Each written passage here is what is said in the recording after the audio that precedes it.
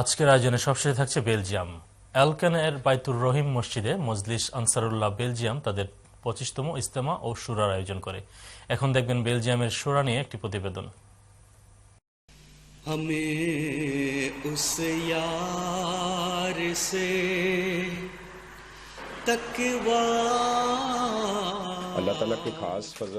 মহান আল্লাহ পাকের অশেষ রহমতে 9 থেকে 10 অক্টোবর 2021 তারিখে মজলিস আনসারুল্লাহ বেলজিয়াম অ্যালকেন শহরের বাইতুর রহিম মসজিদে 25তম ন্যাশনাল ইজতেমা আয়োজন করার সম্মান লাভ করে। 4 সেপ্টেম্বর 2021 তারিখে মজলিস আনসারুল্লাহ সাধারণ সভায় ইজতেমা কমিটি গঠন করা হয়।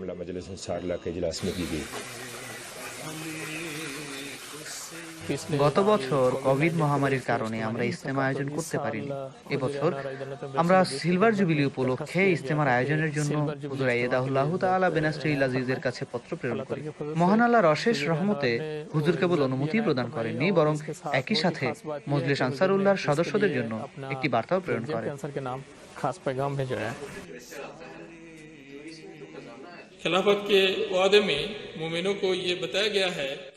খিলাফতের প্রতিজ্ঞার মাধ্যমে আল্লাহ পাক মুমিনদের জানিয়েছেন যে জামাত এবং খলিফা পরস্পর একই বন্ধনে আবদ্ধ।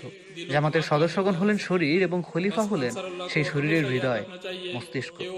কাজেই জামাতের সদস্যগণের সর্বদাই মনে রাখতে হবে যে তারা একমাত্র তখনই সফলতা লাভ করবেন যখন তারা তাদের শরীরের সবচেয়ে গুরুত্বপূর্ণ অঙ্গের অধিকার আদায় করবেন।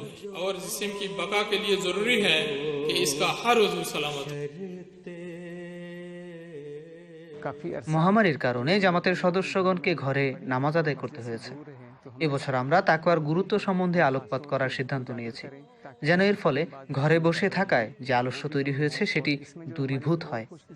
আমরা অনেক সৌভাগ্যবান, কারণ আমরা জার্মানি জলসায় সমাপনী অধিবেশনে তাকওয়া সম্বন্ধে হুজুরের বক্তব্য শোনার তৌফিক লাভ করি।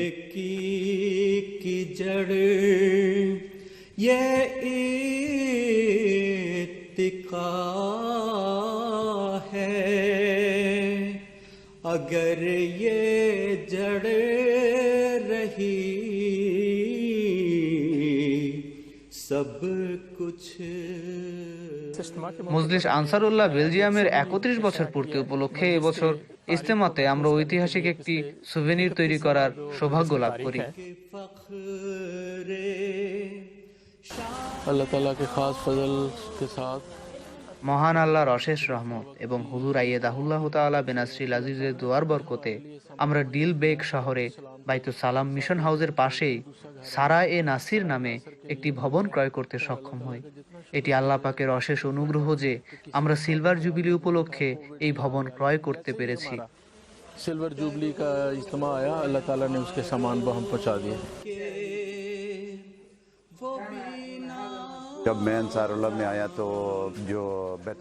আমি যখন প্রথম বেলজিয়ামে আসি তখন বাইতুস সালামের ছোট একটি ঘরে ইজতেমা আয়োজন করতে হতো। মহান আল্লাহর অশেষ রহমতে প্রতিদিনই জামাতের সদস্য বৃদ্ধি পাচ্ছে। এছাড়াও বিভিন্ন তালিমি ও ক্রীড়া প্রতিযোগিতার সংখ্যাও বৃদ্ধি পাচ্ছে। আমরা আশা করি যে এভাবেই আমাদের সদস্য সংখ্যা প্রতিনিয়ত বৃদ্ধি পেতে থাকুক।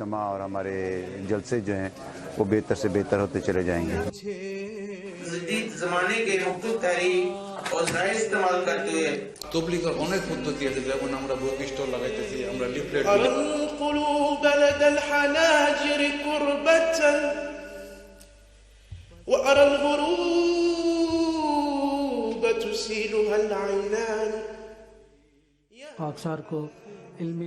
আমি ক্রীড়া প্রতিযোগিতার নাজিম হিসেবে দায়িত্ব পালন করছি। আমরা বিভিন্ন রকম খেলার আয়োজন করেছি। এবছর আমরা কুইজ প্রতিযোগিতার ব্যবস্থা করেছি, যেখানে মজলিস আনসারুল্লাহর ইতিহাস নিয়ে প্রশ্ন করা হবে। মহান আল্লাহর অশেষ রহমতে সকল প্রতিযোগিতাই সফলভাবে সম্পন্ন হয়েছে এবং নাসেরগণ উৎসাহের সাথে খেলাধুলায় অংশ নিয়েছে।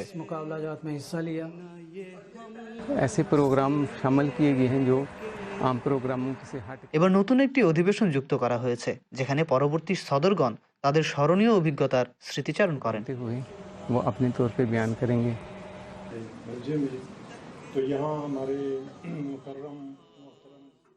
সর্বপ্রথম ইজতেমায় কেবল 7 জন সদস্য অংশগ্রহণ করেছিলেন। আমরা হুজুরকে প্রথম ইজতেমার কথা উল্লেখ করে দোয়ার জন্য চিঠি লিখি। সে সময় হুজুর খুতবায় অমুক দেশের ইজতেমা, অমুক দেশের জলসার জন্য দোয়ার আহ্বান জানাতেন। আমি যখন হুজুরকে চিঠি লিখি তখন তিনি মরিশাস সফরে ছিলেন।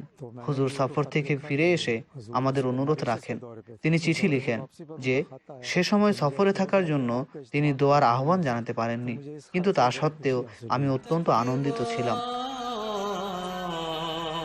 अता है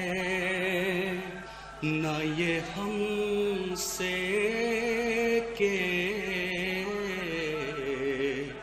स्पोर्ट्स किसी भी लिहाज से आप करें, इनफरादी स्पोर्ट हो या अपतमाही हो, उसमें बहुत ज़रूरी है कि मिलकर খেলাধুলার মাধ্যমে আমরা অন্যান্য ভাইদের সাথে একটি আত্মিক বন্ধন তৈরি করার সুযোগ পাই।